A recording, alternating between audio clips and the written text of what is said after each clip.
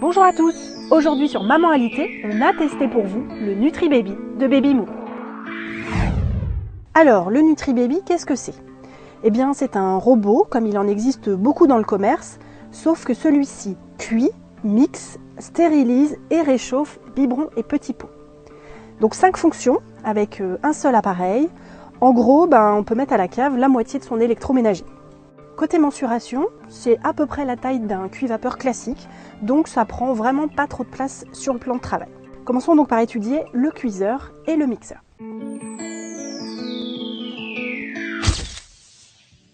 Sur la partie cuiseur, il y a 2 compartiments pour séparer les aliments.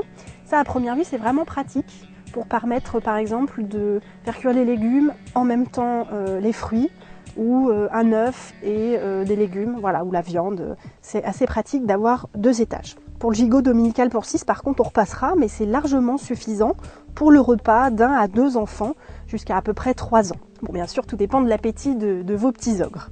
Côté mixage, on a un bol de 600 ml. En comparaison, le Baby Cook de B.A.B.A. a lui aussi une capacité de 600 ml. Celle du Maxi Saveur de Philips est de 800 ml. Et celle du bébé gourmet de Tigex est de 900 ml.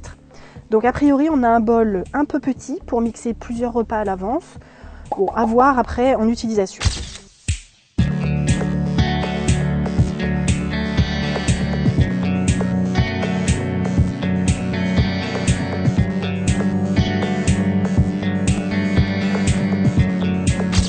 L'utilisation du NutriBaby est assez simple.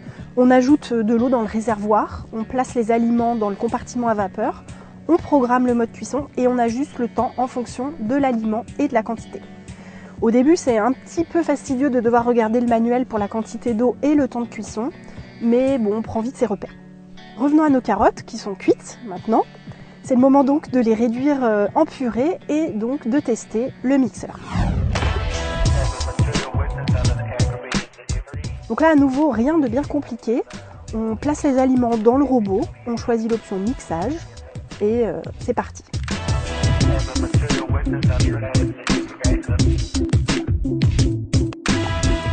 Verdict donc, on obtient une purée bien lisse certes, mais qu'il aura fallu mixer en 2-3 fois parce que les carottes en fait ont tendance à remonter sur les côtés du bol. Maintenant j'ai utilisé une seule carotte, donc peut-être qu'avec plusieurs, il n'y a pas ce même effet. En revanche, la méthode de récupération du jus de cuisson est vraiment très pratique à l'usage, même beaucoup plus que chez les concurrents, parce que voilà, on a un panier avec le jus de cuisson dedans, il n'y a plus qu'à mettre la quantité souhaitée dans les aliments pour avoir la texture que l'on souhaite. Voyons maintenant donc le mode stérilisation des biberons.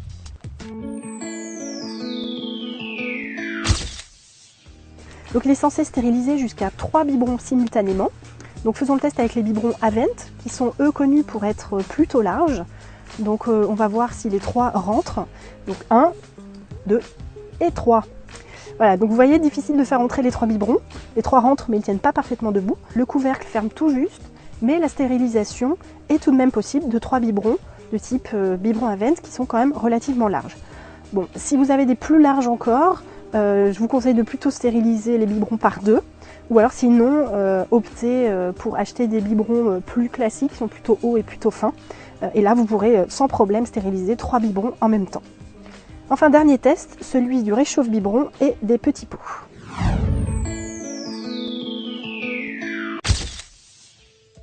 Alors, il y a bien longtemps que je n'allaite plus, donc pour le test, je vais utiliser du lait maternisé. Pour chauffer le biberon, il suffit donc de le placer dans le compartiment à vapeur et de programmer le mode réchauffe-biberon. Voilà, c'est vraiment simple. Ce que je trouve vraiment pratique, c'est qu'on peut choisir très précisément la quantité de lait qu'on souhaite faire chauffer. Et en plus, ça mémorise pour le prochain biberon. Donc ça vous évite de devoir reprogrammer à chaque fois le nombre de millilitres dont vous avez besoin pour votre biberon. Autre point donc très pratique, c'est aussi qu'on peut préciser si le lait sort du frigo ou s'il est à température ambiante. Donc pour les mamans qui allaitent et qui conservent leur lait au réfrigérateur, par exemple, c'est un vrai plus, surtout lorsque l'on sait que les nutriments du lait maternel se perdent lors d'un chauffage excessif.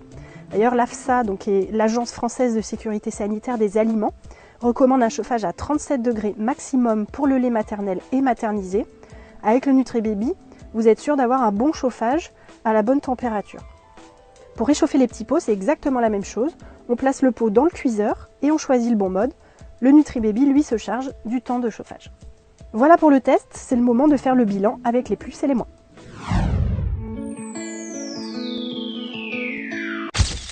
Dans les points positifs, donc, nous pouvons retenir le côté 5 appareils en 1, qui permet un vrai gain de place, les multiples programmes, température ambiante, réfrigérateur, etc. Des réglages qui se mémorisent pour éviter de reprogrammer à chaque fois. Pour le nettoyage, donc tout passe au lave-vaisselle, sauf quand même bien sûr les parties électriques, attention, et tout tient même dans le panier du haut. Bien entendu, je ne l'ai pas précisé, mais le NutriBaby est sans bisphénol A et sans phtalate. Il est également garanti à vie, ce qui est assez rare, et montre que la marque doit être assez confiante dans son produit. Enfin, côté prix, il coûte entre 120 et 140 € selon les magasins.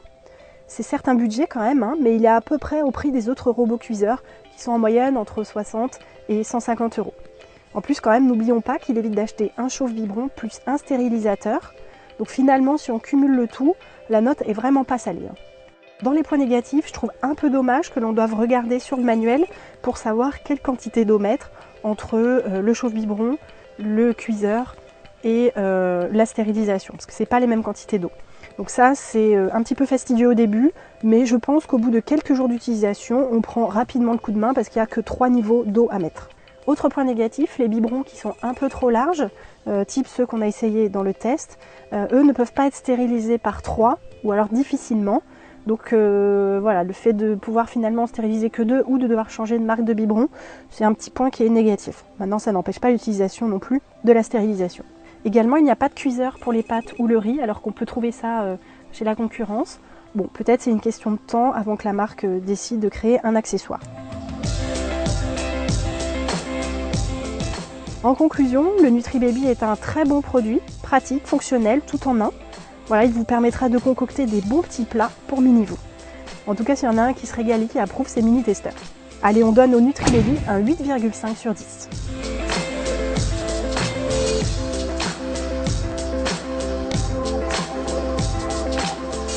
Voilà, c'était le test du NutriBaby de Baby Move. À bientôt pour de prochains tests sur Maman Alité bien sûr.